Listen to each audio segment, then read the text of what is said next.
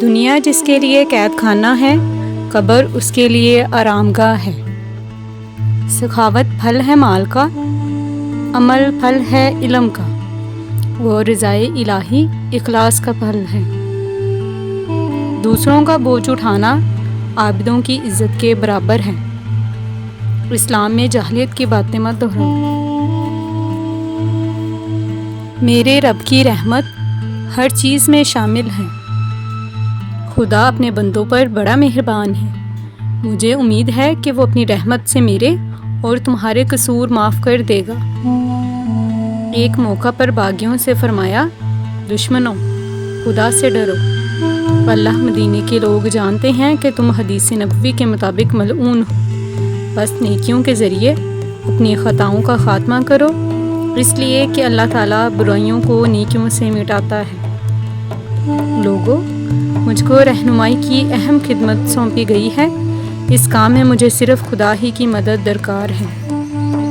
حضرت عثمان غنی رضی اللہ تعالیٰ عنہ نے حاجیوں سے فرمایا، میں پہلے آپ کو اس خدائے بزرگ و برتر کی یاد دلاتا ہوں جس نے آپ پر انعام کیا، اسلام سکھایا، گمراہی سے بچایا، کفر سے نکالا، اپنی نشانیاں بتائیں، رزق میں وسعت دی، اسلام کے مخالفوں پر غالب کیا اور اپنی نعمتوں سے ڈھانک دیا۔ اے مسلمانوں، خدا سے ڈرو اور جو کچھ اس کے پاس ہے اس کا ٹھیک اندازہ کر لو۔ اعمال اور حکام کو لکھا، اس بات کا خیال رکھو کہ تم کہیں اللہ تعالیٰ کے راستے سے ہٹ نہ جاؤ۔ حمد و ثنا اس ذات کے لیے ہے جس ذات نے محمد صلی اللہ علیہ وآلہ وسلم کو اپنا پیغمبر بنا لیا اور اپنا وعدہ سچ کر دکھایا۔ انہیں قریب و دور کے قرابت داروں کے مقابلہ میں فتح و نصرت عطا فرمائی۔ لوگو، اللہ سے ڈرو۔ اللہ سے ڈرنا نجات کا وسیلہ ہے۔ تم کو اللہ سے شرم کرنا چاہیے۔ اللہ کی نعمتوں کو یاد رکھو جو تم کو عطا کی گئی ہیں۔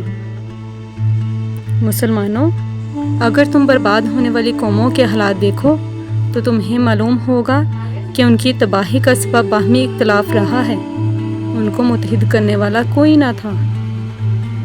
ایک بار حجاج کو آپ صلی اللہ علیہ وآلہ وسلم نے تحریر فرمایا، اگر تم متحد نہ رہے تو دشمن تم پر مسلط کر دیا جائے گا۔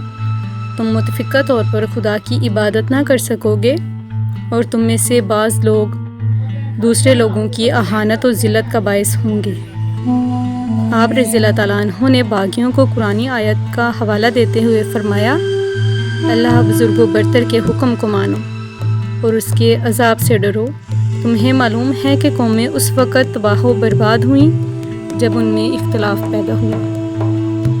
ہر قوم کو ایک سردار کی ضرورت ہوتی ہے جو اس کی شرازہ بندی کرتا ہے اور اس کی تنظیم برقرار رکھتا ہے۔